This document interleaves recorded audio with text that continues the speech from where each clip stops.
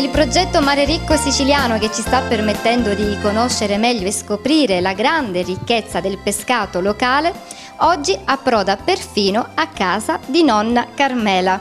Abbiamo acquistato delle meravigliose sarde fresche e questo è l'ingrediente che nonna Carmela utilizzerà per una ricetta della tradizione. Che ricetta prepariamo? Queste sarde ora li facciamo con un ripieno di mollica condita con del prezzemolo, un pochino di aglio, formaggio, uvetta passa e pinoli. A queste sarde è stata già tolta la testa, quindi cos'altro rimane da fare? Spieghiamo. Togliamo questa spina che hanno nel centro, gli diamo una sciacquatina e poi le possiamo già impanare. Facendo scivolare il dito così sul ventre, le apriamo praticamente al libro. Al libro, sì, al libro. Questi si possono lavare sia con acqua e limone e sia con un pochino di acqua e aceto bianco. Per fare prima si possono sciacquare anche con acqua corrente. Ecco così. E questa è la mollica fresca. Abbiamo messo l'aglio e il prezzemolo. Poi mettiamo qualche 2 cucchiai di formaggio. Il formaggio io gli metto il pecorino a piacere come si vuole. Un pochino di olio per ammorbidire il preparato della mollica. Mettiamo un pochino di uva passa. È stata già ammollata? Sì, 2 capperi. E insieme all'uvetta non possono mancare i pinoli.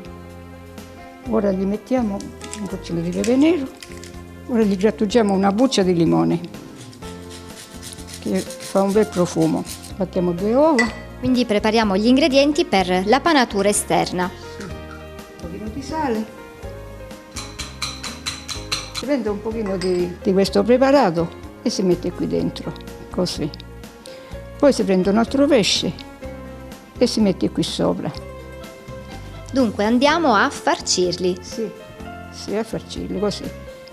Con questo pane preparato con questi aromi.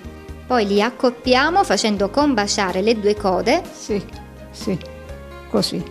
Poi quando li mettiamo nella farina e nell'uovo, nel pangrattato, si chiudono i laterali e tutti gli ingredienti restano dentro. 3 passaggi che sono quelli canonici della più classica delle panature. Prima la farina, togliamo l'eccesso, poi l'uovo e poi di nuovo nel pangrattato, quello secco.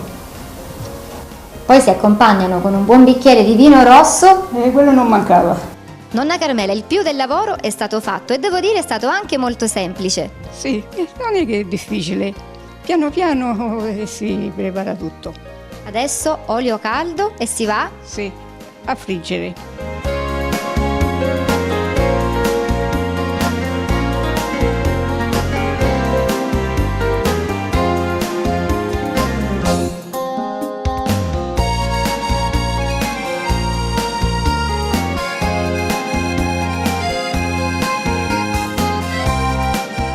Arriva già un profumo davvero invitante, ma sono anche bellissimi da vedere. Ecco Valentina, il piatto è pronto.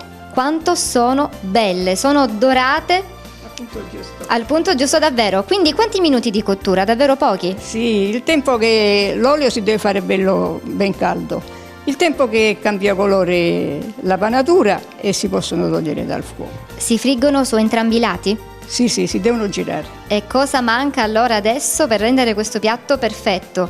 Mettiamo qualche fettina di limone. Quindi possiamo gustarle con una spruzzata di succo di limone? Abbiamo preparato le sarde e i ripieni. Le sarde hanno una carne molto delicata, anche se il gusto, se vogliamo, è intenso. Questa panatura croccante le valorizza al meglio, sono davvero buone.